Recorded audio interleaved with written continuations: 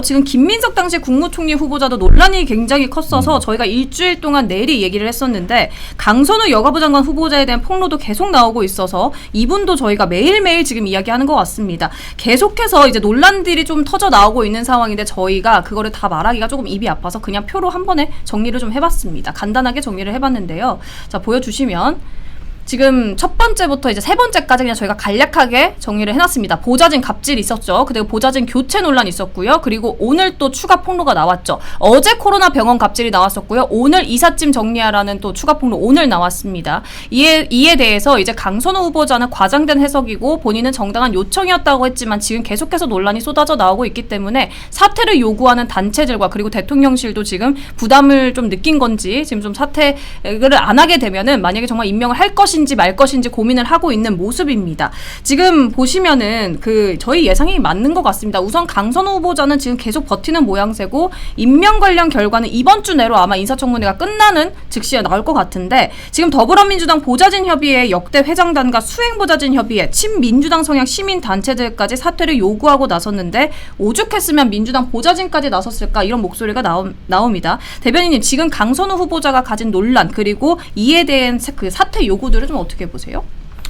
저는 지금 강선우 이 후보자가 가진 논란에 대해서 지난주에도 아마 이런 이야기를 했던 것 같은데 민주당 내에 이 정도 문제가 없는 사람이 있겠느냐라는 말을 일단 드리고 싶고요. 그리고 어떤 누가 나와도 이 정도 문제가 계속 터질 것이다라는 말씀도 좀 드리고 싶습니다. 그리고 개인적인 마음으로는 강선우와 이진숙 후보 같은 경우는 좀 끝까지 버텨줬으면 좋겠다. 오히려? 네, 끝까지 버텨줘서 이게 국민들로부터 이거 문제가 정말 많구나 하는 걸 계속 알릴 수 있는 이 중요한 수단 중에 하나인 사람이기 때문에 그냥 손쉽게 물러나기보다는 끝까지 버틸 대로 버텨서 이런 것들을 더 많은 국민들이 알 수 있는 계기가 좀 됐으면 좋겠다는 생각도 있고요. 또 한편으로는 이 말씀도 좀 드리고 싶은데 지금 강선우 이진숙 후보 같은 경우는 지금 좌파 단체에서도 굉장히 반대를 목소리를 내고 있어요. 근데 이 반대 목소리를 내는 배경은 또 무엇인지도 한번 전 또 되짚어 볼 필요가 있다. 그래요? 예를 들어서 강선우 후보가 가고 나면은 지금 진짜로 패미 성향이 강한 후보를 내세울 것이라는 지금 얘기들도 나오고요. 일각에서. 그리고 또 이진숙 후보가 물러나고 나면 정교조 출신 그 장관 후보를 내세울 것이다라는 지금 얘기도 나오거든요. 고용노동부 장관만 해도 지금 민노총 그 출신이 지금 자리를 차지했는데 진짜로 이게 강성 좌파들이 이 자리를 차지하게 되는 계기로 만들려고 할 수도 있다라는 생각이 좀 듭니다. 그렇기 때문에 지금 이게 만에 하나라도 강선우 이진숙이 자의적으로 사퇴를 한다 그러더라도 그 뒤에 올 후폭풍들은 더 셀 수 있으니 여기에도 대비를 해야 된다. 미리 대비를 해야 된다.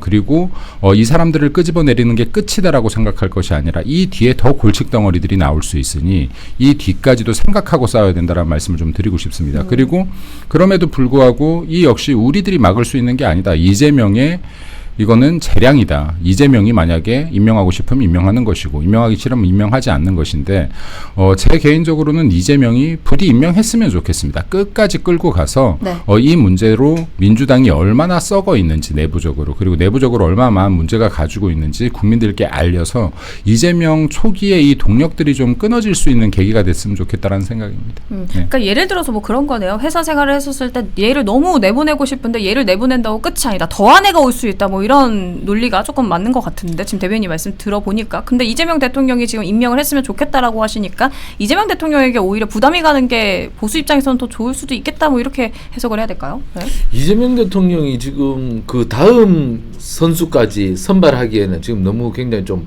바쁠 거라고 생각합니다. 지금 왜냐하면 이것도 예상 못한 상태에서 맞았기 때문에 지금 이걸 뒤수습을 어떻게 해야 될지 정신이 아마 없을 겁니다. 이거 가기는 어려울 것 같은데 이거 빼자니 이게 정권 초반기에 그 치명타가 좀 날아올 것 같아서 지금 솔직히 이 정도 되면 자진사퇴 하는 게 맞거든요. 네. 제가 볼 땐 이 두 후보는 자진사퇴 하고 싶을 겁니다.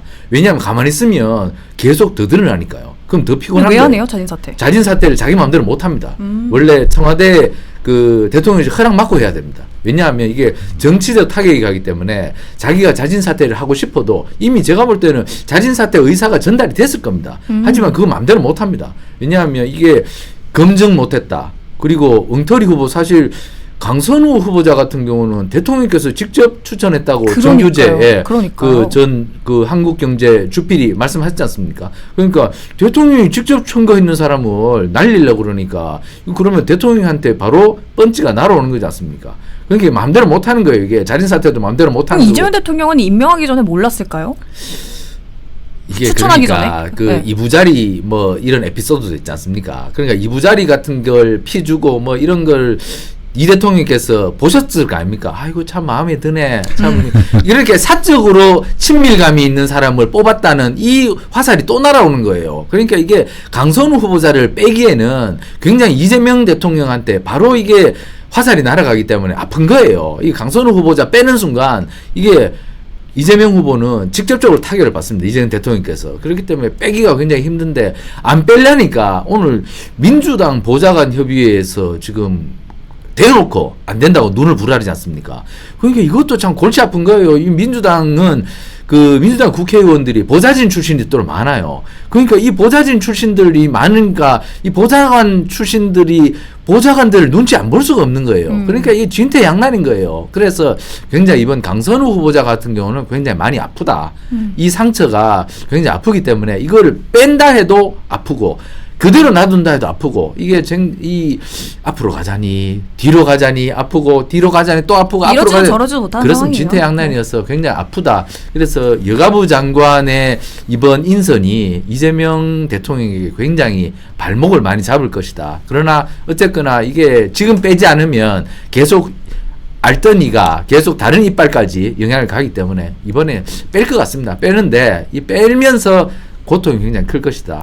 다른 후보자들은 어때요? 오늘 인사청문회 대상자였던 분들도 있고 왜냐면 지금 강선우 후보자나 이진숙 후보자가 너무 크기 때문에 다른 후보자들은 어떻게 보면은 그냥 프리패스 느낌으로 가는 듯한 좀 느낌을 받아요. 그러니까 다른 후보자들은 지금 그저 먹은 거죠. 이게 솔직히 오늘 그 외교부 장관 후보자 같은 경우는 어느 동네에 도로 지분을 쪼개서 샀단 말입니다. 네. 이거는 전문가가 아니면 못하는 거예요, 사실은. 이거 그때 당시에 또 대통령실에 있었다는 건 있지 않습니까? 그러면 정말로 이거는 부동산 투기에 가까운 것인데 그 당시에 노무현 대통령도 부동산 투기에 대해서 굉장히 혼냈단 말입니다. 그때 부동산 잡아야 된다고. 근데 당시에 대통령실에 있었던 분이 이런 거 했다는 거는 그냥 이분도 날아가는 거거든요. 근데 워낙 이 앞에 쟁쟁한 분들이 많아서 네. 결국 이런 부분은 쉽게 살아남을 것 같습니다. 그러니까 재수죠, 재수. 이게 운입니다, 운. 사실 공직도. 그래서 참 운이 좋은 분들이다. 오늘 그 인사청문회 한 분들은. 그래서 또 다시 해석을 해보면 인사청문회가요. 우리 국민들이 국민 주권을 갖고 있다고 하지만 이 주권 행사를 투표로밖에 못해요, 사실. 그렇죠. 그런데 이게 인사청문회는 여론을 통해서 정부를 흔들 수 있는 거거든요. 그러니까 야당이 중요하다는 겁니다. 야당이 여론을 만들 수 있다는 겁니다. 인사청문회를 통해서 야당이 여론을 만들면 국민들이 분노하죠. 그래서 국민들이 이때도 주권 행사를 할 수 있는 겁니다. 여론을 통해서 저놈 날려라 이렇게 말을 할 수 있는 거예요. 그만큼 인사청문회도 국민이 주권을 행사할 수 있는 중요한 도구와 통로가 될 수 있는데 이번에 사실 주진우 의원 같은 사람 잘한 겁니다. 그래서 이거 이부자리 사진 같은 경우도 들고 나와서 국민들이 분노하게 만든 거예요. 이부자리를 저렇게 챙겨주니까 장관 주는구나. 이래서 국민들이 이번에 굉장히 분노했고 이것을 주진우 의원 같은 사람이 강력하게 찍어서 누른 거. 주진우 의원이 사실 김민석 총리 후보자에 대해서도 굉장히 공격했지 않습니까? 그러니까 야당의 역할이 굉장히 중요한 겁니다. 지난번에 문재인 정부 때 주황덕 의원이라는 사람이 있었어요. 네. 그 사람이 문재인 대통령이 직접 지명한, 직접 선택해서 고른 초대 법무부 장관 서울대 교수 출신이 한 분 계셨어요. 그분 날아갔습니다. 그분이 위장 결혼인가 뭐 이걸로 그걸 주황덕 의원이 찝어서 폭로한 거예요. 그래서 문재인 대통령이 직접 선택한 후보가 날아갔습니다. 그만큼 이게 그때도 야당이 물론 탄핵 전국에서 굉장히 힘이 없었지만 그때 존재감을 보인 겁니다. 그러면서 힘을 축적해서 결국에는 정권을 다 찾아온 거지 않습니까? 그러니까 지금 인사청문회가 별거 아닌 것 같아도 요렇게 벽돌을 하나를 쌓아 놓으면 야당이 보수를 재건할 수 있는 그런 기회가 열리는 겁니다. 그래요. 그렇기 때문에 지난번에도 문재인 정부가 강력했지만 결국에는 정권 다시 찾아온 거거든요. 그래서 야당이 지금 인사청문회부터 차곡차곡 힘을 쌓으면 결국에는 정권 되찾아올 수 있다. 내년 지방선거에도 희망이 보이고 이렇기 때문에 지금 열심히 해라. 자해하지 말고 서로 헐뜯지 말고 그런 충고를 드립니다.